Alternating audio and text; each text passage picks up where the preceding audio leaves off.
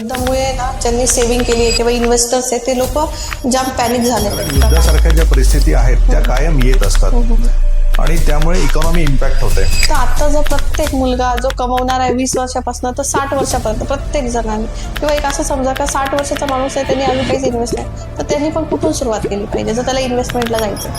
लोक जनरली ज्या फंडनी रिटर्न्स खूप जास्त दिले किंवा ज्या स्टॉक्सनी रिटर्न्स खूप जास्त दिले अशा ठिकाणी डोळे झाक करून इन्व्हेस्टमेंट करून टाकतात.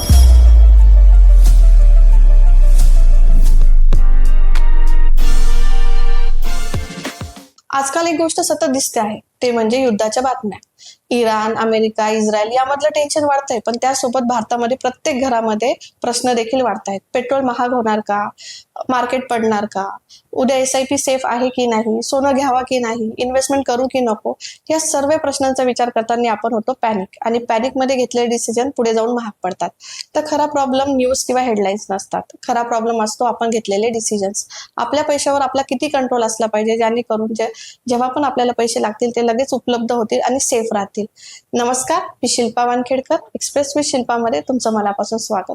आज आपल्यासोबत अत्यंत स्पेशल गेस्ट आहे जे आपल्याला या युद्धाच्या काळात आपले सेव्हिंग्स इन्व्हेस्टमेंट कसे ठेवायला हवे याला मदत करणार आहे. Mister Unmesh Deshmukh. He is a founder of the born vista financial services private limited. Sir, तुमचं एक्सप्रेस विथ शिल्पामध्ये मनापासून स्वागत. धन्यवाद शिल्पा. मला एक्सप्रेस विथ शिल्पामध्ये बोलवल्याबद्दल तुमचा खूप खूप आभारी आहे. खरं हा माझा पॅशनेट आहे. मी याविषयी इन्व्हेस्टमेंट आणि फायनान्शियल प्लॅनिंग किंवा या सगळ्याच विषयांमध्ये माझी एक पॅशन आहे आणि त्या पॅशननीच आम्ही बॉर्नविस्टामध्ये कायम काम करत असतो आम्ही आणि आमची टीम. सो परत एकदा तुमचे खूप खूप आभार. थँक्यू सर, तुमचा महत्त्वाचा वेळ इथे दिल्याबद्दल. सर, थोडक्यात तुमच्याबद्दल सांगाल का किंवा बॉर्नविस्टा फायनान्शियल लोकांची मनी मॅनेजमेंटला कशी मदत करते याबद्दल सांगाल का? मी थोडक्यात माझं बॅकग्राऊंड सांगतो शिल्पा आधी. सो मी एक मेकॅनिकल इंजिनियर आहे आणि मेकॅनिकल इंजिनिअरिंगचं बॅकग्राऊंड असताना सुद्धा मी या क्षेत्रात आलोय.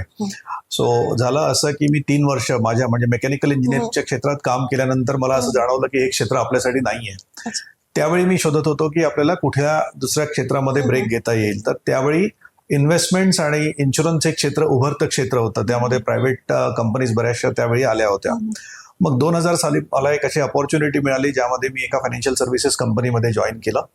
त्यानंतर पुढले 12 वर्ष मी त्या क्षेत्रामध्ये जॉब केला आणि साधारणतः 2012 साली मी बॉर्नविस्टा फायनान्शियल सर्व्हिसेस प्रायव्हेट लिमिटेडची सुरुवात केली आणि तेव्हापासून आतापर्यंत आम्ही बॉर्नविस्टामध्ये काम. या जर्नीमध्ये असं कोणी होतं का तुमचं आयडियलाइज का चला मेकॅनिकल करून पण तुम्हाला कुठेतरी वाटलं का नाही मला कुठेतरी फायनान्समध्ये जायचं?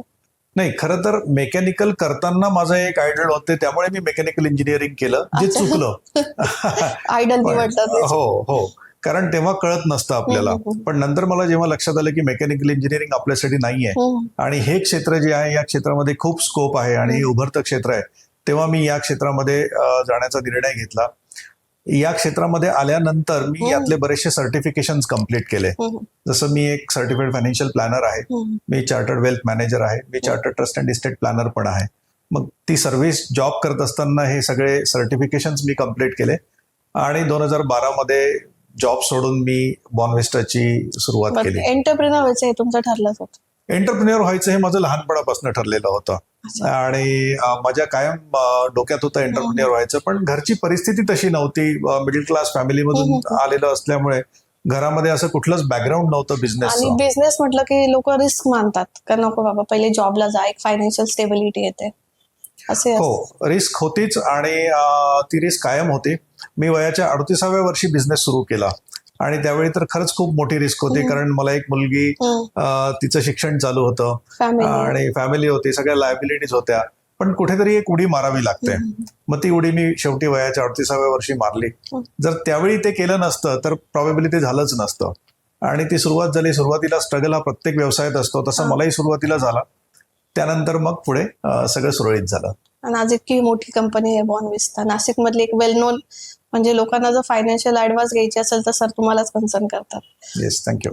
सर, जसं आता मी पहिल्यांदा इंट्रोडक्शनच तसं दिलंय का युद्धामुळे ना ज्यांनी सेव्हिंग केली आहे किंवा इन्व्हेस्टर्स आहेत ते लोक जाम पॅनिक झालेले आहेत का काय? पण युद्धामुळे किंवा असं पॅन्डेमिक येतं तेव्हा सामान्य माणसावर नक्की त्याचा काय परिणाम होतो आणि तो कोणत्या क्षेत्रात दिसतो? हा खूप चांगला प्रश्न आहे. कारण युद्धासारख्या ज्या परिस्थिती आहेत त्या कायम येत असतात आणि त्यामुळे इकॉनॉमी इम्पॅक्ट होते.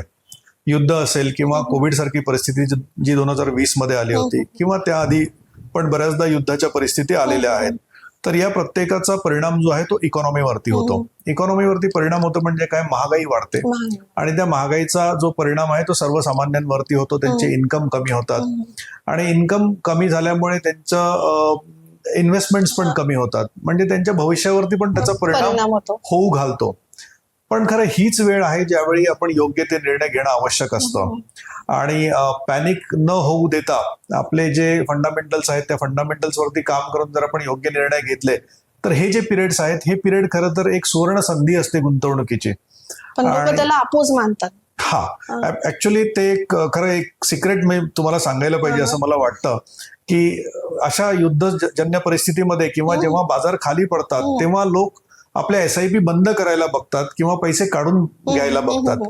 पण जे मोठे इन्व्हेस्टर्स आहेत, जे सक्सेसफुल लोक आहेत इन्व्हेस्टमेंट मधले, ते उलट अशा वेळी जास्त इन्व्हेस्टमेंट करतात किंवा त्यांच्या SIPच्या अमाऊंट वाढवतात. तर म्हणून म्हटलं की हे सिक्रेटच आहे सर. ऍक्च्युली मला आतापर्यंत तेच वाटत होतं का जेव्हा असं काही पॅन्डेमिक किंवा असं क्रुशियल काही आलं तर आपण पटकन आपली अमाऊंट किंवा बँकेतून जेवढं आपल्याला काढता येईल काढून घ्यायचं, कारण कुठेतरी अनसर्टेनिटी वाटते का आपले पैसे बुडतील का काय. पण तुम्ही खरंच हे बेस्ट सिक्रेट दिलंय. ऍक्च्युली खरं तुम्ही ह्या काळात जास्त इन्व्हेस्टमेंट करायला पाहिजे. ऍब्सोल्युटली. किंवा नसेल तर सुरुवात तरी करायलाच हवी, कारण ही योग्य वेळ आहे. का योग्य वेळ आहे ते पण मी सांगतो. आता बाजार साधारणतः 12 ते 13% खाली आहे वरच्या लेवल पासून. याचा अर्थ आपल्याला डिस्काउंट मिळतंय बाजारामध्ये, म्हणजे जसं अमेझॉन वरती डिस्काउंट असतं आणि त्या डिस्काउंटच्या वेळी आपण खरेदी करत असतो कायम, तसंच बाजारामध्ये आता डिस्काउंट मिळतंय 12-13% खाली आहे म्हणजे आपल्याला स्वस्त मिळतंय. मग स्वस्त मिळत असताना आपण खरेदी करायला हवी. खरेदी करायला हवी म्हणजे आपण गुंतवणूक करायला हवी. ते ऍक्च्युली बऱ्याच लोकांकडे असा प्रॉब्लेम आहे सर, जसं तुम्ही बोलले का जे चांगले बिझनेस ओनर्स आहे किंवा ते करतात, पण आपण बघतो का कॉमन मॅन किंवा आपण सर्वसामान्यमध्ये तेवढी अवेअरनेस नसते किंवा प्रॉपर ऍडवायझर नसतो जो त्यांना तो गाईड करेल. त्यामुळे ती भीती कधी त्यांची जातच नाही. पण मे बी ह्या पॉडकास्ट नंतर बरेच जणांना ते कळेल का आता इन्व्हेस्ट करायला हवं. करा सुरू. सर मग माझा याच्यात हा प्रश्न आहे का बऱ्याचदा लोकांना पॅनिक होऊन हेच करतात का आपल्या SIP बंद किंवा म्युच्युअल फंड काढायला वगैरे येतात. तर असे तुमच्याकडे आहे का एक्सपिरियन्स का हो लोक लगेच येतात आणि ते करायला गरजेचं आहे का, म्हणजे तुम्ही चांगले डिसिजन्स घेताय का चुकीचे घेताय? बघा, याच्यामध्ये 2 प्रकारचे इन्व्हेस्टर्स असतात. एक इन्व्हेस्टर तो आहे जो अवेअर इन्व्हेस्टर आहे. अवेअर इन्व्हेस्टर आहे म्हणजे ज्याला माहिती आहे बाजार कसे चालतात किंवा ज्याला आमच्याकडे इन्व्हेस्टमेंट करून आता बरेच दिवस झालेले आहेत. अशा प्रकारच्या लोकांना आता माहिती झालंय की काय करायचं काय नको करायला, कारण त्यांना आम्ही कायम एज्युकेट करत असतो. पण आमच्याकडे आलेला सुद्धा जो नवीन इन्व्हेस्टर असतो, ज्याला प्रॉबेबली या सायकल्स त्यांनी बघितलेल्या नसतात, अशा इन्व्हेस्टरना कुठेतरी आत्ताही पॅनिक व्हायला होतं. मग त्यांना अवेअर करणं, त्यांना एज्युकेट करणं हे आमचं काम असतं आणि आम्ही ते कायम करत राहतो. काय होतं ना, जेव्हा जेव्हा दुःखाची परिस्थिती असते किंवा जेव्हा जेव्हा अशी परिस्थिती असते तेव्हा कायम चुकीचे डिसिजन्स घेतले जातात. मी एक उदाहरण देतो तुम्हाला. युजली डॉक्टर्स आपल्या मुलांवरती ऑपरेशन करत नाही, कारण तिथे त्याचे इमोशन्स इन्व्हॉल्व असतात. जेव्हा आपण आपले पैसे स्वतः मॅनेज करतो तेव्हा आपले इमोशन्स त्याच्यामध्ये इन्व्हॉल्व झालेले असतात. तर त्यामुळे पैसे जर आपण एखाद्या प्रोफेशनल कडनं मॅनेज करून घेतले तर तिथे आपले इमोशन्स इन्व्हॉल्व नसतात आणि मग योग्य ते डिसिजन पण घेतले जातात. आणि पर्टिक्युलरली अशा परिस्थितीमध्ये योग्य डिसिजन घेणं फार गरजेचं असतं. आणि आपली कसं जेव्हा आपण आपले पैसे, तर आपण कधी इमोशनली स्ट्रॉंग पण असतो, कधी वीक पण असतो, म्हणजे कधी कधी ते चुकीचं पण ठरतं. पण थर्ड पर्सन जर ते हँडल करत असेल तर तो आपल्याला सांगेल का सध्या तुमची परिस्थिती अशी, त्यामुळे तुम्ही ते निर्णय घेताय. म्हणजे एक ऍडवायझर असलाच पाहिजे. सर जसं आता तुम्ही मार्केट बद्दल बोलला का, होतं असं अचानक कधी, जसं नोटबंदी झाली होती किंवा अचानक येतं का 5 ते 8% मार्केट घसरलं आहे आणि ती न्यूज खूप हॅवी आहे. तर जर इन्व्हेस्टरनी त्यात 24 तासात 48 तासात कोणते निर्णय घ्यायला पाहिजे आणि कोणते नाही पण घ्यायला पाहिजे? अगदी खूप चांगला प्रश्न आहे हा. अशा परिस्थितीमध्ये इन्व्हेस्टरनी कुठलेच निर्णय घ्यायला नको. अच्छा, म्हणजे स्टेटस को मेंटेन करायला पाहिजे. जसं आहे तसंच त्यांनी राहू द्यायला पाहिजे. बऱ्याचदा काय होतं ना, लोकांना असं वाटतं की असं काहीतरी झालं, बाजार खूप वाढला किंवा बाजार खूप खाली आला तर आपण काही ना काही ऍक्शन घ्यायला पाहिजे. पण असतं त्याच्या अगदी विरुद्ध. आपण कुठलीच ऍक्शन अशा वेळी घ्यायला नको. त्याचं कारण असं आहे, आपली जी गुंतवणूक असते, आपली जी इन्व्हेस्टमेंट असते ती दीर्घकालीन असते, लॉंग टर्मची असते. आपण 5, 7, 8 वर्षांकरता किंवा 10 वर्षांकरता इन्व्हेस्टमेंट केलेली असते. मग जर ती माझी इन्व्हेस्टमेंट 10 वर्षांची आहे तर मी 2 महिन्यामध्ये जर अशी परिस्थिती आली तर अशा वेळी काहीतरी बदलायचं का? तर बदलण्याची गरज नसते. जर आपण त्याचं ओरिजिनल डिझाईन, जर आपण फाउंडेशन त्याचं स्ट्रॉंग केलेलं असेल तर काहीही करायचं नाही, आपण स्टेटस को मेंटेन करायचा. हा म्हणजे बऱ्याचदा जसं तुम्ही सांगितलं फाउंडेशन, पण लोक तेच करत नाही. म्हणजे एका प्रॉपर फाउंडेशनला स्टेप बाय स्टेप जातच नाही. लोक कोणीतरी सांगतं आणि वन डे डिसिजन घेतात आणि इन्व्हेस्ट करतात. त्याचं ऍक्च्युली त्यांना प्रोसेस पण माहित नसते. आज तर आपण बघतो की एजंट, बस मला नाही का, मला 4 तास कुठे थांबायचं नाही, मला 5 मिनिटाचे साईन करायची नाही एजंट. त्यामुळे ते फाउंडेशन स्ट्रॉंग नसतं आणि कुठेतरी ते क्रायसिस होतात. तर त्या केसमध्ये फाउंडेशन स्ट्रॉंग करण्यासाठी स्टेप बाय स्टेप प्रोसेस कोणती आहे सर? बघा, कुठल्याही गुंतवणुकीमध्ये प्रत्येकासाठीची गुंतवणूक ही वेगवेगळी असते. हे त्या डाएट प्लॅन सारखं असतं. प्रत्येकाच्या शरीराची प्रकृती वेगळी असते आणि त्या प्रकृतीप्रमाणे आपण त्याला डाएट देत असतो. तर एखाद्याची जर प्रकृती जास्त असेल, तो फॅट असेल, तर त्याला कदाचित फॅट्स कमी करायला सांगितलेले असतात, बरोबर आहे. किंवा एखादा जर थोडा लँकी असेल तर त्याला कदाचित फॅट्स वाढवायला सांगितलेले असतात. कोणाची प्रोटीनची मात्रा कमी जास्त केलेली असते, कार्बोहायड्रेटची मात्रा कमी जास्त केलेली असते. इन्व्हेस्टमेंट ऍक्च्युली तशाच प्रकारे असतात. प्रत्येकाचं रिस्क प्रोफाईल किंवा इन्व्हेस्टमेंट प्रोफाईल हे वेगळं असतं. प्रत्येकाची विचारसरणी वेगळी असते. कोणीतरी जास्त रिस्क घेणारा व्यक्ती असतो, कोणाला तरी कमी रिस्क घ्यायची असते. ते त्यांच्या वयानुसार पण ठरतं. जर वयस्कर व्यक्ती असेल तर रिस्क कमी घ्यायला हवी. जर तो यंग असेल तर तो रिस्क घेऊ शकतो. किंवा मग एक कुठेतरी आपल्या इन्कम सोर्सवर पण असतं का, चला तो तेवढं इन्व्हेस्ट करतोय, त्याचा तेवढा घरात खर्च नसेल मे बी, पण मग समोरचा पण तसंच करायला गेला आणि त्याचा जर फॅमिलीचा जास्त एक्सपेन्स असेल तर ते मे बी वाईस वर्सा होतं. हा, आता इन्कम सोर्स हा एक वेगळा विषय आहे. तर इन्कम सोर्स वगैरे जर आपण आलो तर आपण एक लक्षात कायम घ्यायचं की मी आज जो पैसा कमावतोय तो माझा फक्त आजचा पैसा नाहीये, तो माझ्या भविष्याचा सुद्धा पैसा आहे. तर यातले 30% पैसे तरी मी कमीत कमी भविष्यासाठी बाजूला ठेवले पाहिजे. पण मग ते ठेवताना त्याच्यासाठी फाउंडेशन कसं तयार करायचं, तर त्यासाठी रिस्क प्रोफाईल आहे. तर योग्य रिस्क प्रोफाईल तयार करून मग ते कुठे गुंतवणूक केली पाहिजे ते ठरवणं गरजेचं आहे.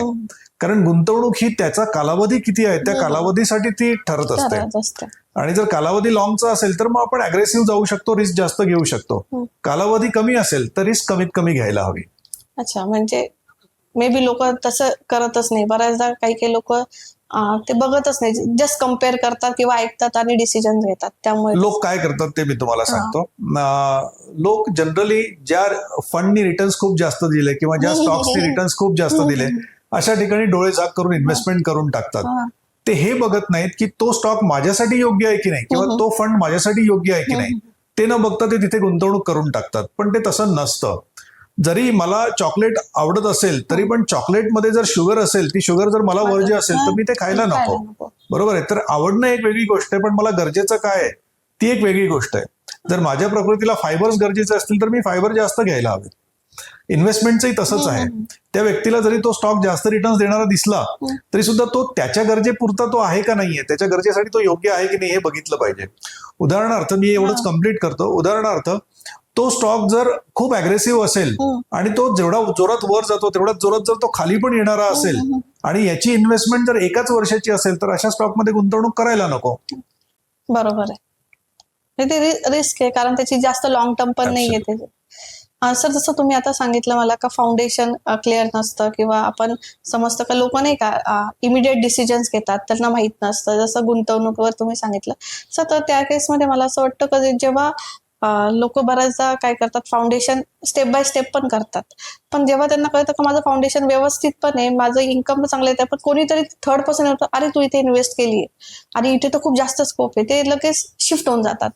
म्हणजे त्यांना लगेच असं वाटतं अरे मी इथं 5 वर्ष इथं केली, पण त्यांना हे नाही कळत की आता 5 वर्षामध्ये होतं का तसं, म्हणजे 5 वर्षामध्ये जास्त मला प्रॉफिट भेटेल की लगेच मी शिफ्ट व्हायची गरज नाही. याला आपण ना नॉईज म्हणतो. आताचं जे युग आहे ते इन्फॉर्मेशनचं युग आहे. आपल्याकडे इतकी इन्फॉर्मेशन अवेलेबल आहे, पण प्रॉब्लेम असा आहे की त्या इन्फॉर्मेशन मधून योग्य इन्फॉर्मेशन कुठली ते आपल्याला कळत नाही. म्हणजे आता व्हॉट्सअपवरती पण टिप्स येतात, कोणीतरी मित्र टिप्स सांगतो, कोणीतरी टीव्हीवरती पण टिप्स येतात, पण त्या टिप्सच्या आधारावरती आपण गुंतवणूक करणं हे कितपत योग्य आहे हा खरा प्रश्नच आहे. तर ते तसं करायला नको. तो नॉईज बाजूला काढायला हवा. आणि तो नॉईज बाजूला काढल्यानंतर सगळ्यात महत्वाचा दुसरा विषय येतो तो म्हणजे डिसिप्लिन. जर मी एकदा फाउंडेशन तयार केलेलं आहे तर मी जे ठरवलंय त्याप्रमाणे ऍटलिस्ट मी 5 वर्ष चालायला हवं, तरच ते झाड वाढत जातं. नाहीतर मग ते झाड वाढत नाही. जर त्या झाडाचं कायम तुम्ही कटिंग करत राहिलात किंवा त्या झाडाचा कायम बदल करत राहिलात तर ते झाड सुकून जाणार आहे. तर इथे डिसिप्लिनचा मुद्दा फार महत्वाचा आहे. आणि मे बी कधी कधी असंही होत असेल का ठीक आहे तुम्हाला येत्या 1 वर्षात ते झाड काहीतरी तुम्हाला फळ देणार असेल, पण तुम्ही तिथपर्यंत जातच नाही, 1 वर्षासाठी पण तुम्ही तुमचं नुकसान करू शकता. ऍब्सोल्युटली. कारण मी जसं म्हटलं की गुंतवणूक ही कालावधीसाठी ठरवलेली असते. छोट्या कालावधीची जर गुंतवणूक असेल तर मग ती गुंतवणूक आपण वेगळ्या प्रकारची करू शकतो आणि त्या केसमध्ये आपण एका वर्षानंतर पैसे काढून घ्यायला हरकत नाही.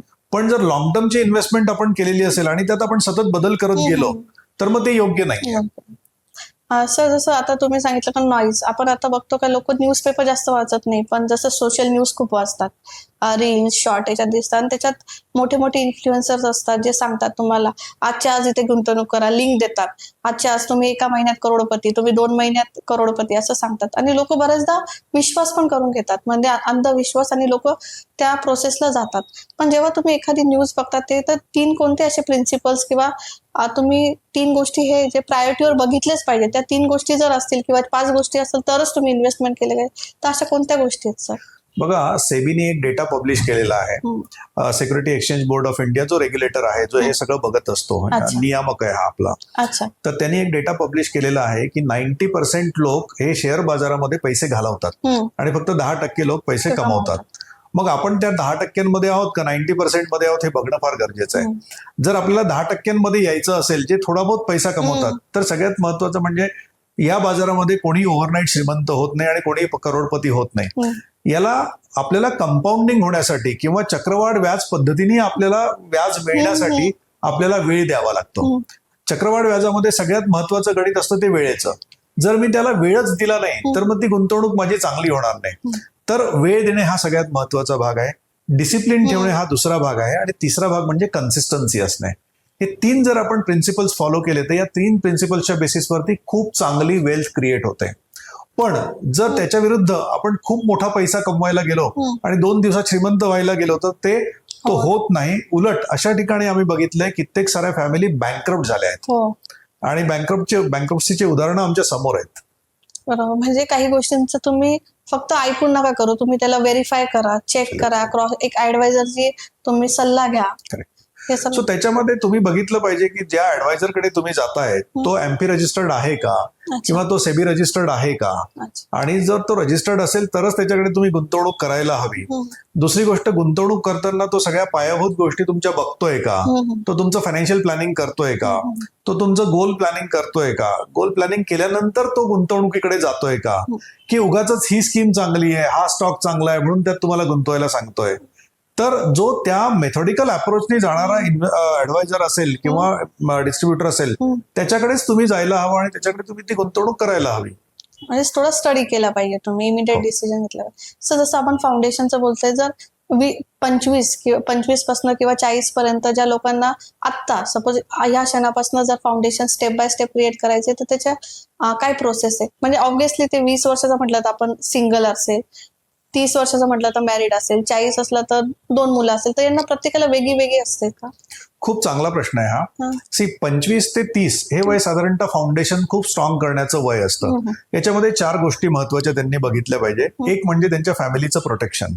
फॅमिलीचं प्रोटेक्शन बघण्यासाठी त्यांनी टर्म इन्शुरन्स घ्यायला हवा. दुसरं म्हणजे त्यांच्या इन्व्हेस्टमेंटचं प्रोटेक्शन.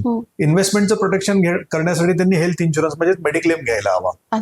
तिसरा भाग म्हणजे त्यांनी मासिक एक इन्व्हेस्टमेंट सुरू करायला पाहिजे SIP च्या माध्यमातून, जी त्यांच्या इन्कमच्या कमीत कमी 25% असायला हवी. आणि चौथी एक शेवटची गोष्ट सांगतो, ती म्हणजे त्यांनी इमर्जन्सीसाठी काही पैसे बाजूला ठेवले पाहिजे. ते म्हणजे 3 महिन्याच्या खर्चा एवढे पैसे त्यांनी ऍटलिस्ट बाजूला ठेवले पाहिजे. या 4 पिलर्स वरती त्यांचं फाउंडेशन हे अवलंबून असतं. पण सर तुम्ही आता मला जे एवढं सांगताय तर मग मला असं वाटतं जर मी हे 4 प्रोसेसमध्ये इन्व्हेस्टमेंट केली तर मग स्वतःला काय राहील असं पण वाटतं ना. म्हणजे तसं नाही, चांगलं बरोबर आहे तुमचं म्हणणं, तसं वाटतं आपल्याला. पण मी काय म्हटलं की 25% आपल्याला बाजूला ठेवायचे, 75% आपल्याला वापरायचे. बरोबर आहे. कुठल्याही गुंतवणुकीमध्ये आपण मॉडरेशनचं तत्व कायम वापरलं पाहिजे. दोन्ही गोष्टींचा बॅलन्स आपण केला पाहिजे.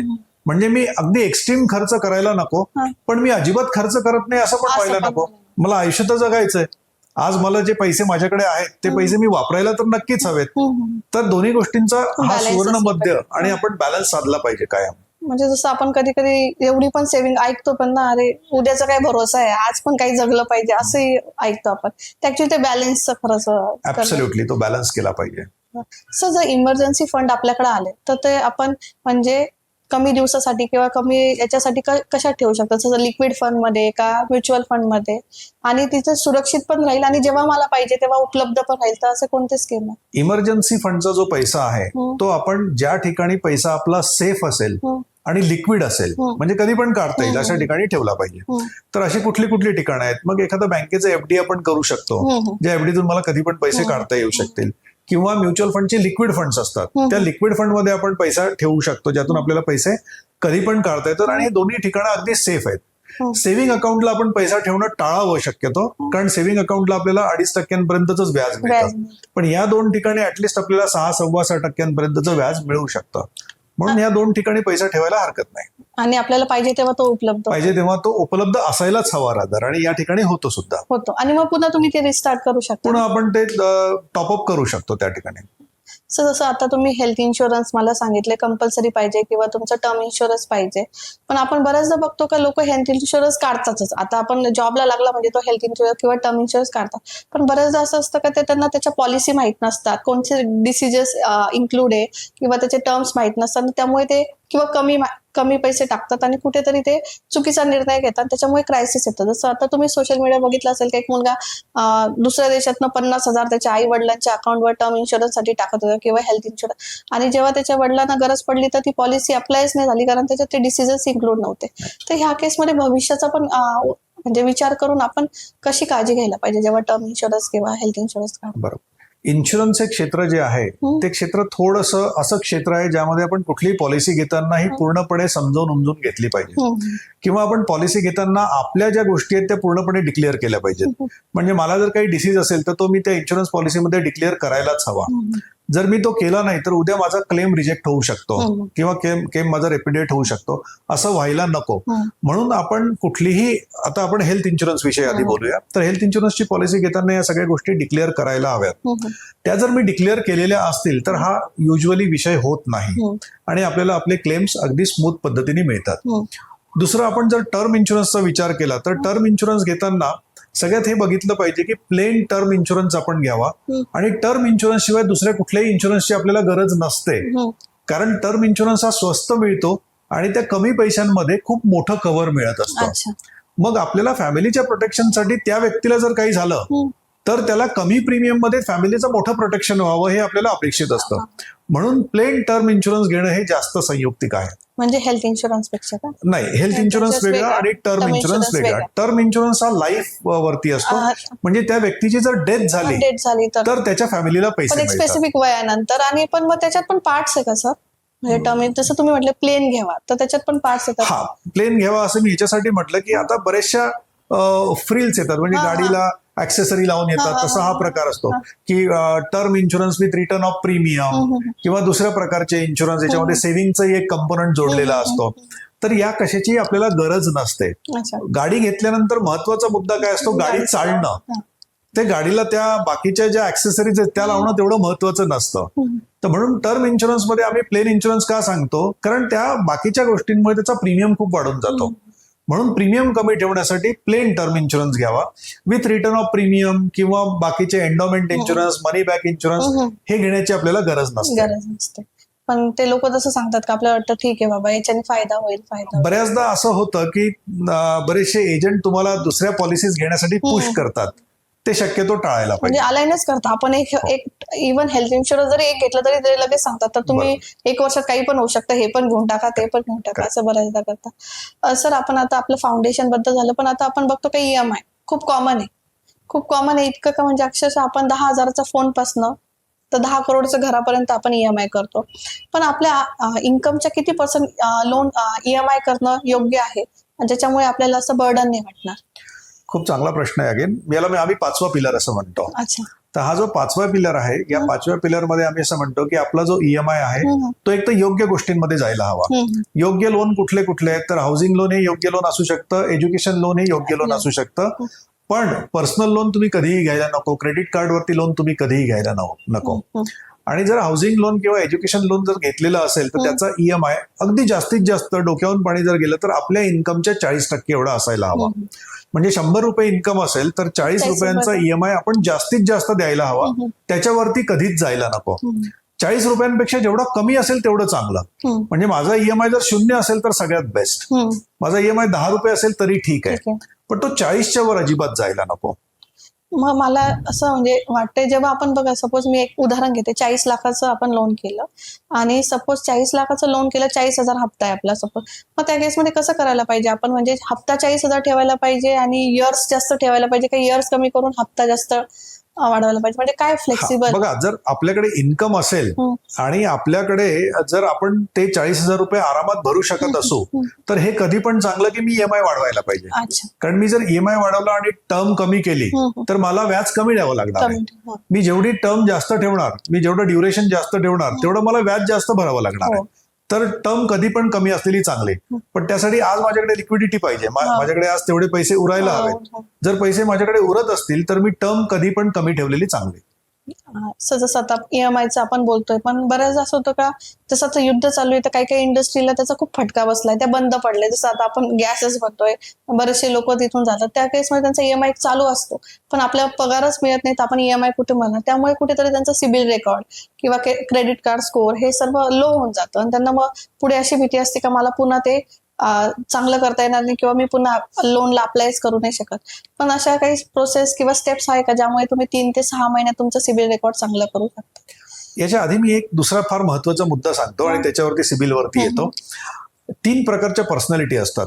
एक असते, आम्ही त्याला खर्चेराम म्हणतो, जो कायम काहीतरी दिसलं की खर्च करत असतो. मॉलमध्ये गेला की त्याला काहीतरी घ्यावं असं वाटतं, तो ऑनलाईन शॉपिंग साईटवरती गेल्यानंतर काही ना काही पर्चेसिंग करतच असतो, त्याला सेव्हिंगची अजिबात गरज नसते आणि सगळा पैसा तो उडवून टाकतो. तर ही एक पर्सनॅलिटी, ही एक सवय आहे, ती आपण टाळली पाहिजे. दुसरा असतो तो म्हणजे बचतराम.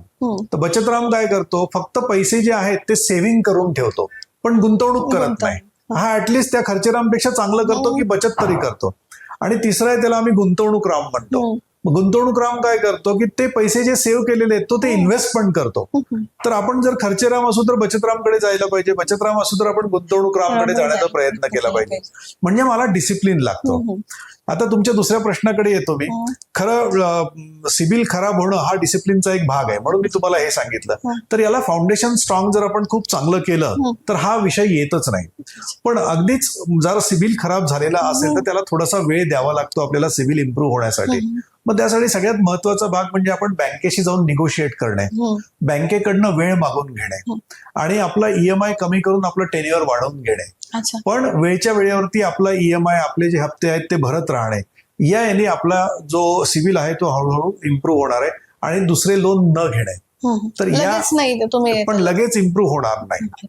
पण आणि दुसऱ्या लोनला पण लगेच नाही तुम्ही जम्प अप केलं पाहिजे. चला आजच नीट झालंय आपला कुठेतरी सिबिल रेकॉर्ड आणि लगेच तुम्ही जम्प करताय, तसंही अजिबात नको करायला. याच्यामध्ये होतं काय, बऱ्याचदा जी यंग जनरेशन आहे ते क्रेडिट कार्ड वरती लोन घेणे किंवा पर्सनल लोन घेणे या गोष्टींच्या मागे लागतात आणि त्या चक्रव्यूहात ते अडकत जातात. तर सगळ्यात महत्वाचं म्हणजे या चक्रव्यूहात न अडकणे आणि जर अडकलो असू तर त्याच्यातून बाहेर पडणे. आणि त्याच्यातून बाहेर पडण्यासाठी भलेही आपल्या आप्तेष्टांकडून जर पैसे घ्यावे लागले तर घ्या, ते बँकेपेक्षा ते घेतलेले कधी पण चांगले. त्यात तुमचा सिबिल खराब होणार नाही आणि तिथे तुम्ही लवकरात लवकर परतफेड करून तुमचा सिबिल पण इम्प्रूव्ह करू शकता. तर अशा काहीतरी क्लुप्त्या त्यावेळी केल्या पाहिजेत. जसं तुम्ही ह्या संवादामध्ये इथे बऱ्याचदा बोलले क्रेडिट कार्ड नाही यूज केलं पाहिजे. म्हणजे पण आपण जर असं समजलं का मला 2 लाखाची गरज, 2 लाखांसाठी आता जसं आपलं असतं एक तुम्हाला 2.5 लाखाची असते, कोणाची 4 लाखाची अवेबिलिटी असते, तर मग 2 लाखासाठी लोन करण्यापेक्षा तो लगेच क्रेडिट कार्डकडे जम्प करतो. काही इन्स्टंट चला अर्धा तासच पैसे येणार आणि मी वापरू शकतो, किंवा तो अशा ठिकाणी येतो का आता लोन प्रोसेस नाही होणार आहे पण मला इमर्जन्सीमध्ये लागतायत, तर मग त्या केसमध्ये पण क्रेडिट कार्ड युजफुल नाही. क्रेडिट कार्ड हे खूप चांगलं इन्स्ट्रुमेंट आहे, ओके, पण क्रेडिट कार्ड आपण कसं वापरतो त्याच्यावरती ते डिपेंड आहे. क्रेडिट कार्ड जर मला 2 लाख रुपयांची गरज असेल आणि ते कुठून काढायचे नसतील तर मी वापरलंच पाहिजे क्रेडिट कार्ड. पण क्रेडिट कार्ड वापरल्यानंतर मी 45 दिवसांच्या आत जो काय त्याचा पिरियड असतो त्या पिरियडमध्ये मी ते पैसे भरायलाच हवेत. जर माझ्याकडे 45 दिवसांनंतर भरायला पैसे नसतील तर मी क्रेडिट कार्ड वापरायलाच नको. तर क्रेडिट कार्डचं हे साधं तत्व आहे. क्रेडिट कार्ड कंपनीला हेच हवं असतं की मी ते 45 दिवसांमध्ये पैसे भरू नये आणि त्यानंतर मला अव्वाच्या सव्वा व्याज लावलं हा, म्हणजे ते तोवर तुम्हाला कॉल पण जास्त करत नाही किंवा फॉलोअप पण नाही घेत. ऍब्सोल्युटली. कारण की क्रेडिट कार्ड वरती जर तुमचा ओव्हरड्यू झाला तर त्याचं जे व्याजदर असतं ते व्याजदर 40% हो, जातं. हो. इतकं जास्त असतं आणि मग माणूस त्या चक्रव्यूहात अडकत जातो. म्हणून क्रेडिट कार्ड वापरायचं त्याच प्रमाणामध्ये ज्या प्रमाणात माझ्याकडे पैसे आहेत. म्हणजे मी भरपूर केसेस ऐकले का कुठे तो 2 लाख घेतो आणि त्याचे कुठे 5-6 महिन्यात अगदी. 6-7 लाख रुपये होऊन जातात क्रेडिट अगदी. कार्डने, ते समजत सुद्धा नाही. बरोबर आहे. आणि त्याच्यातून तुम्ही पळू पण नाही शकत. नाही त्याला बाहेर काय- नाही निघू शकत. बाहेर नाही निघू शकत. सर, जसं आता आपण क्रेडिट कार्ड वगैरे याच्यावर सर्व बोललोय सर, म्हणजे तुम्ही मला छान सांगितलं का इन्व्हेस्टमेंट कुठे करायला पाहिजे, पण नक्की सेव्हिंग, इन्व्हेस्टिंग आणि स्पेक्युलेशन याच्यातला बेसिक फरक काय आहे? म्हणजे तो मलाही माहित नाही आणि जनतेलाही माहित नसेल. फरक काय आहे, त्याला कसं आपण रिक्रूट केलं पाहिजे? बघा, स्पेक्युलेशन हा जो प्रकार आहे तो स्पेक्युलेशन काय सांगतो, म्हणजे शब्दाचाच अर्थ तो आहे की मी कशाचा तरी अंदाज लावतोय, स्पेक्युलेट करतोय. अच्छा. म्हणजे आपण शेअर बाजारामध्ये आज पैसे गुंतवून 3 दिवसांमध्ये मला दाम दुप्पट पैसे मिळतील किंवा त्या शेअरचा भाव दुप्पट होईल असा अंदाज लावतो. आणि असा अंदाज लावून जी गुंतवणूक करतो त्याला आपण स्पेक्युलेशन म्हणतो. आणि युजली जे मी आधी सेबीचं सांगितलं होतं की 90% लोक पैसे घालवतात ते या स्पेक्युलेशन मध्येच घालवतात. तर स्पेक्युलेशन हे 100% टाळायला हवं. स्पेक्युलेशन हे कधीच करायचं नाही बाजारामध्ये. कारण युजली आम्ही आतापर्यंत बघितलंय जे लोक स्पेक्युलेट करतात किंवा अशा पद्धतीने इन्व्हेस्टमेंट करण्याचा प्रयत्न करतात ते लोक पैसे घालवतात.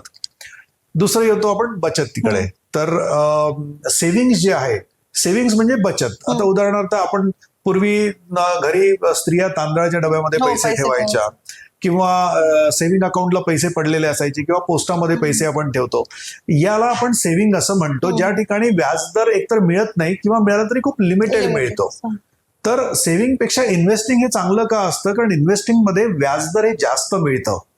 त्या ठिकाणी आपले जे पैसे आहेत ते कुठल्या तरी बिझनेसमध्ये गुंतवले जातात वाया शेअर मार्केट किंवा वाया म्युच्युअल फंड. मग जेव्हा ते बिझनेसमध्ये गुंतवले जातात तेव्हा तो बिझनेस ज्या प्रमाणामध्ये प्रॉफिट कमवतो त्या प्रमाणामध्ये आपल्याला सुद्धा त्याच्यावरती व्याज मिळत असतं. त्यात महत्वाचं काय आहे की सेव्हिंग मध्ये आपल्याला जो व्याजदर मिळतो तो 6% मिळतो आणि इन्व्हेस्टमेंटमध्ये जो मिळू शकतो तो आपल्याला 10 ते 12% वरचा मिळू शकतो. म्हणजे ते ऍज पर जसं म्हणजे त्याचा रेट बाजाराप्रमाणे त्याच्यामध्ये कमी जास्त मात्र होऊ शकतं. हे पण आपण लक्षात ठेवलं पाहिजे.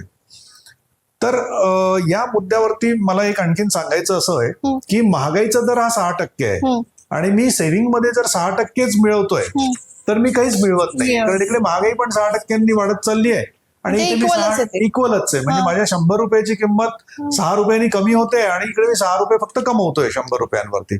पण जर 6% जर महागाईचा दर असेल तर मी ऍक्च्युली 12% कमवायला पाहिजे.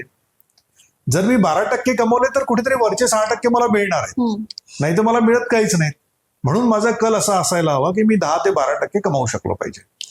रिस्क फक्त स्पेक्युलेशन मध्येच आहे, सेव्हिंग आणि इन्व्हेस्टिंग मध्ये रिस्क नाहीये असं म्हणता येणार नाही आपल्याला. रिस्क ही सगळीकडे आहे, हे सगळ्यात आधी आपण ऍक्सेप्ट केलं पाहिजे. पण स्पेक्युलेशन मध्ये जी रिस्क आहे ती खूप हायएस्ट आहे. म्हणजे मध्य समुद्रामध्ये शार्क माशांच्या मध्ये मी हेलिकॉप्टर मधून उडी मारून पोहण्याचा प्रयत्न केला तर ती जी रिस्क आहे ती स्पेक्युलेशन मध्ये आहे, म्हणजे जास्तच, खूपच जास्त.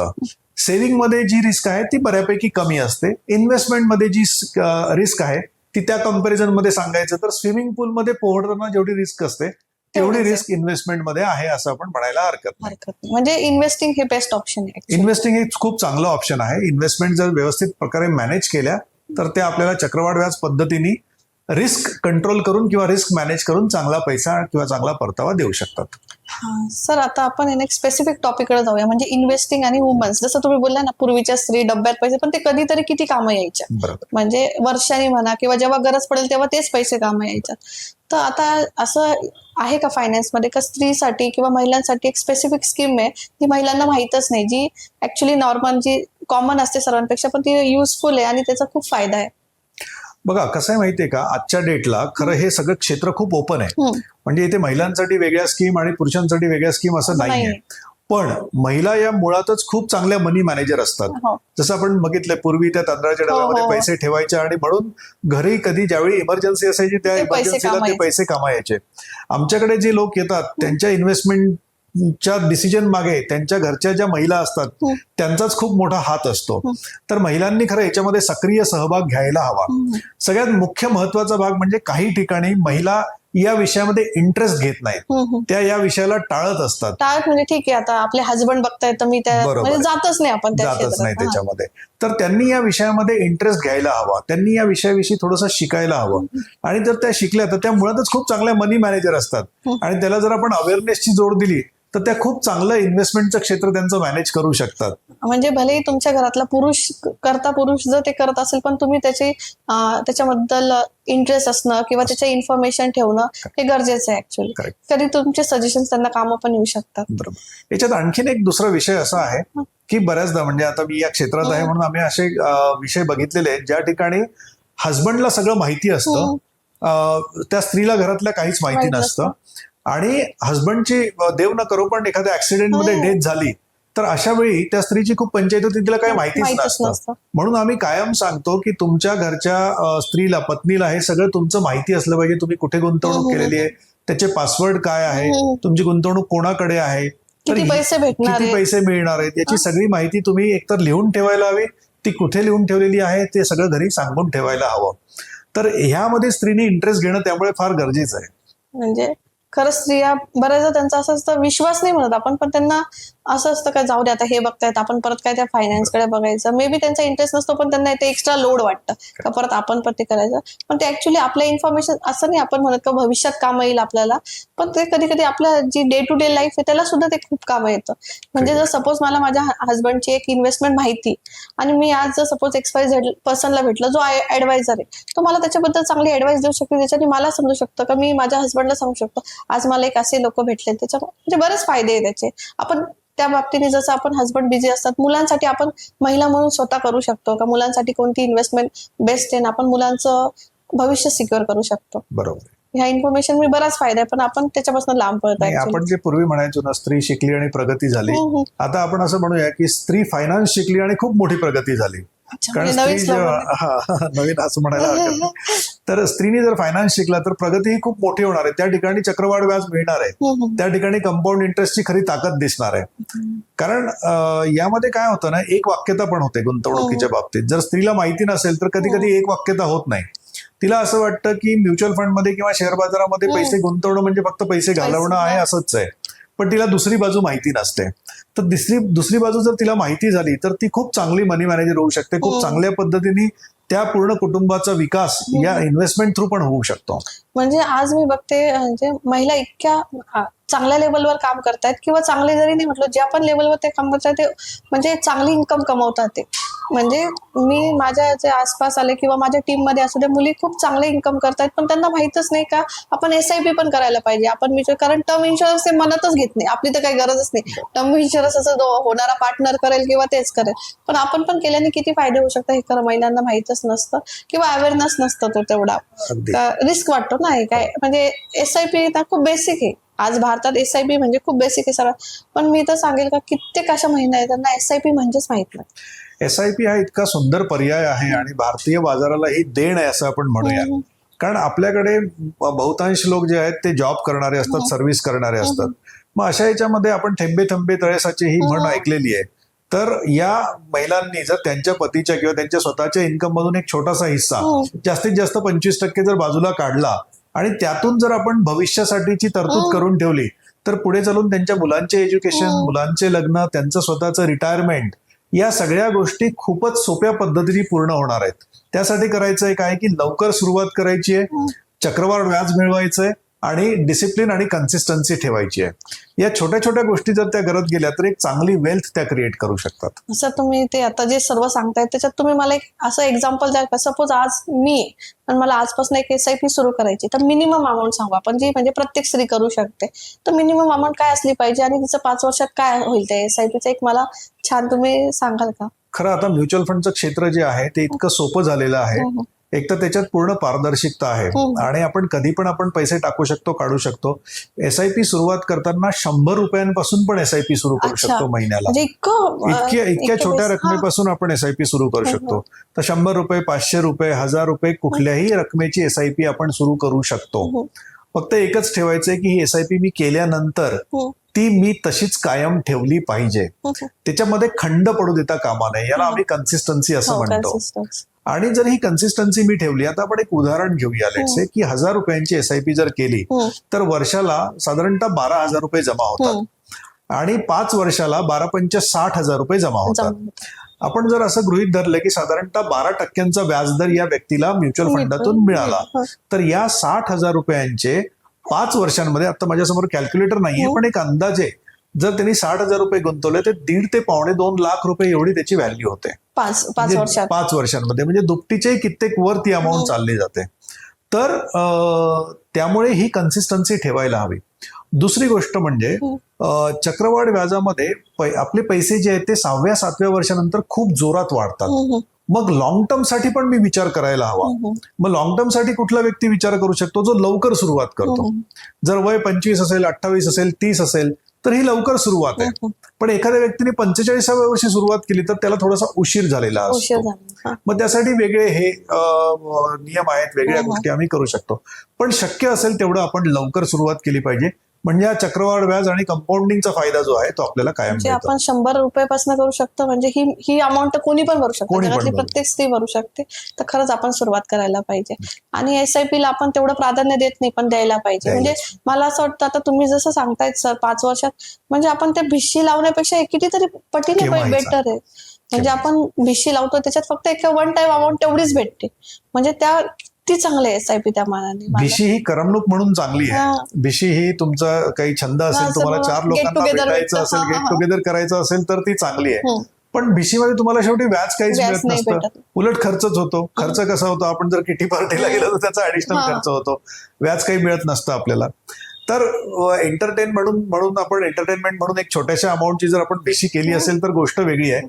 पण मेजॉरिटी अमाऊंट ही आपली गुंतवणुकीमध्येच जायला हवी, कारण त्याच्यावरती आपल्याला व्याज मिळणार असतं.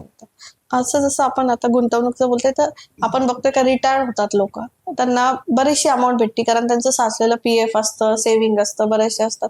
मग त्या केसमध्ये लोकांनी सर्वात जास्त कोणत्या स्कीमकडे किंवा कोणत्या इन्व्हेस्टिंगकडे जायला पाहिजे? इन्व्हेस्टिंगकडे त्याआधी सांगतो की कुठे जायला नको. अच्छा. बऱ्याचदा असं होतं, 2 विषय होतात की रिटायर झालेल्या व्यक्तीला जेव्हा खूप सारा पैसा मिळतो तेव्हा त्याच्या अवतीभोवती असणारे लोक त्या पैशांवरती टपून बसलेले असतात आणि स्वतःचे नातेवाईक पण त्याच्यामध्ये असतात.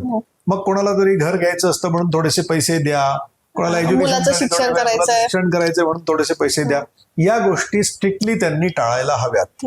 मग तो व्यक्ती पण त्यावेळी उदार होऊन जातो की देऊया यार, आपला नातेवाईकच लवकर देईल, पण ते गेलेले पैसे लवकर परत येत नाही. तर हे एक टाळायला हवं, पहिला मुद्दा.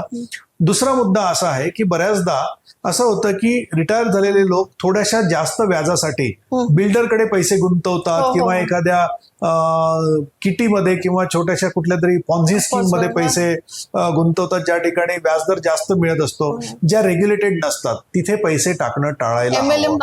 MLM मध्ये पैसे टाकायला ते सगळं टाळायलाच हवं, ऍब्सोल्युटली. आणि तिसरी गोष्ट म्हणजे त्यांनी कुठे इन्व्हेस्टमेंट करायला हवी. तर इन्व्हेस्टमेंट करत असताना त्यांनी अर्थात पोस्टाचा पण एक खूप चांगला माध्यम आहे, ज्यामध्ये सिनियर सिटीजन सेव्हिंग स्कीम आहे, ज्यातून ते पैसे गुंतवू शकतात एका लिमिट पर्यंत. तिथे पण त्यांनी पैसे टाकायला हवेत. त्यानंतर म्युच्युअल फंडमध्ये साधारणतः हायब्रिड प्रकारच्या ज्या स्कीम्स असतात, ज्या खूप अग्रेसिव्ह पण नसतात आणि खूप कन्झर्वेटिव्ह पण नसतात, 10-12% रिटर्न्स त्या देऊन जातात. अशा प्रकारच्या स्कीम्सचा एक पोर्टफोलिओ तयार करून त्यामध्ये ते गुंतवणूक करू शकतात. अशा प्रकारे 2 ते 3 ठिकाणी त्यांनी त्यांचे पैसे डिवाइड केले पाहिजे. इन्कम एका ठिकाणी करायला नको, डिवाइड करून करायला पाहिजे. अशा वेगवेगळ्या ठिकाणी जर करून तो पोर्टफोलिओ तयार केला तर तो पोर्टफोलिओ खूप उत्तमरित्या चालतो. असं खूप छान सांगितलं. माझ्या मते हे खूप रिटायर लोकांना हे काम येणार आहे. सर, आता एक क्विक रॅपिड फायर राऊंड आहे. तुम्ही एका वाक्यात किंवा एका शब्दात उत्तर देऊ शकता. बजेटिंग, रेस्ट्रिक्शन की फ्रीडम? नक्कीच फ्रीडम. क्रेडिट कार्ड, टूल की ट्रॅप? वापरलं चांगलं तर tool, otherwise trap. SIP, habit की हॅक? हॅबिट. गोल्ड, इमोशन की एलोकेशन? एलोकेशन. मार्केट क्रॅश, खतरा की अपॉर्च्युनिटी? अपॉर्च्युनिटी. EMI, कम्फर्ट की प्रेशर? कम्फर्ट असायला पाहिजे, पण घेतला तेवढा तर. म्हणजे जर तुम्ही कन्सिस्टन्स डिसिप्लिन जर तुम्ही जास्त प्रमाणात घेतला तर ते प्रेशर खूप मोठं तयार होऊ शकतं. आणि जर ते प्रेशर टाळण्याची आपल्यामध्ये कुवत असेल तर आपण नक्कीच टाळायला पाहिजे. EMI जेवढा कमी करता येईल तेवढा कमी करायला पाहिजे. गॅरंटीड रिटर्न हे सिग्नल ऑफ स्कॅम आहे का जेन्युइन असतं? काही ठिकाणी जेन्युइन असतं. गव्हर्नमेंटच्या काही स्कीम्स आहेत ज्या ठिकाणी जेन्युइन गॅरंटीड रिटर्न्स मिळतात, पण ते जनरली कमी असतात. सर, तुमच्या आतापर्यंतच्या एक्सपिरियन्स मध्ये तुम्ही ऐकली किंवा तुम्ही दिली बेस्ट इन्व्हेस्टमेंट ऍडवाइस कोणती आहे? बेस्ट इन्व्हेस्टमेंट ऍडवाइस मला वाटतं हीच आहे की तू योग्य पद्धतीने फाउंडेशन तयार करून डिसिप्लिन ठेवून आणि कन्सिस्टन्सी ठेवून जर गुंतवणूक केली तर एक खूप मोठा बंगला आपण म्हणतो ना तयार करू शकशील वीट बाय वीट रचून. म्हणजे भविष्य सिक्युअरच. भविष्य पूर्णपणे सिक्युअर होतं. यासाठी 2-3 गोष्टी महत्वाच्या आहेत. लवकर सुरुवात कर, डिसिप्लिन मेंटेन कर, कन्सिस्टन्सी ठेव आणि खूप जास्त मोहामध्ये पडू नकोस. नॉईस बाजूला काढून टाक आणि सिंपल पद्धतीने गुंतवणूक कर, तर ही खूप चांगली गुंतवणूक होते. आणि अशा याच्यामध्ये मला तुम्हाला सांगायला आवडेल की आमच्याकडे मागच्या 10-12 वर्षांमध्ये खूप लोकांच्या खूप चांगल्या वेल्थ तयार झालेल्या आहेत. त्या वेल्थ मी खूप रिटर्न दिले म्हणून तयार नाही झालेल्या, पण आम्ही त्यांना हँडहोल्ड करू शकलो या सगळ्या गोष्टींसाठी, डिसिप्लिनसाठी, कन्सिस्टन्सीसाठी, लॉंग टर्मसाठी, म्हणून या वेल्थ क्रिएट झाल्या आहेत. पण ज्या ठिकाणी लोक हे नाही करू शकले तिथे ते होऊ शकलं नाही. म्हणजे कुठेतरी तुम्हाला थोडं पेशन्स पण राहावं लागतं. पेशन्स खूप महत्वाचे आहे. म्हणजे जसं लोकांना असतं ना, एका महिन्यात करोडपती व्हायचं, लोकांना त्याच्यापासून लांब राहायला पाहिजे. खरी गोष्ट. आणि वर्स्ट ऍडवाइस काय? वर्स्ट ऍडवाइस आहे ट्रेडिंग करा शेअर बाजारामध्ये. हा सगळ्यात वर्स्ट ऍडवाइस आहे. सर, तुम्हाला आता जसं आपले सर्व गोष्टींवर आपलं फायनान्स, इन्व्हेस्टमेंट, स्पेक्युलेशन सर्वांना हे झालं, तर आता जर प्रत्येक मुलगा जो कमवणार आहे 20 वर्षापासून तर 60 वर्षापर्यंत प्रत्येक जणांनी, किंवा एक असं समजा का 60 वर्षाचा माणूस आहे, त्यांनी अजून काहीच इन्व्हेस्ट नाही, तर त्यांनी पण कुठून सुरुवात केली पाहिजे जर त्याला इन्व्हेस्टमेंटला जायचं? बरोबर आहे. एक सगळ्यात चांगला भाग काय माहिती का, जेव्हा व्यक्ती 60 वर्षाचा होतो, 55 वर्षाचा होतो, तेव्हा त्याची कमाई बऱ्यापैकी वाढलेली असते आणि खर्च युजली संपलेले असतात. त्यामुळे तेव्हा जो जी गुंतवणूक करू शकतो ती एका 20-25 वर्ष वयाच्या व्यक्तीच्या कंपॅरिझन मध्ये जास्त गुंतवणूक करू शकतो. मग तो पण त्याचं फायनान्शियल प्लॅनिंग चांगलं करू शकतो जरी उशीर झालेला असला तरी सुद्धा. मग त्यांनी त्या प्रमाणामध्ये आपलं फायनान्शियल प्लॅनिंग करावं, कारण त्याच्या पुढचे येणारे 25 वर्ष आणखी महत्वाचे असतात रिटायरमेंट लाईफ नंतरचे.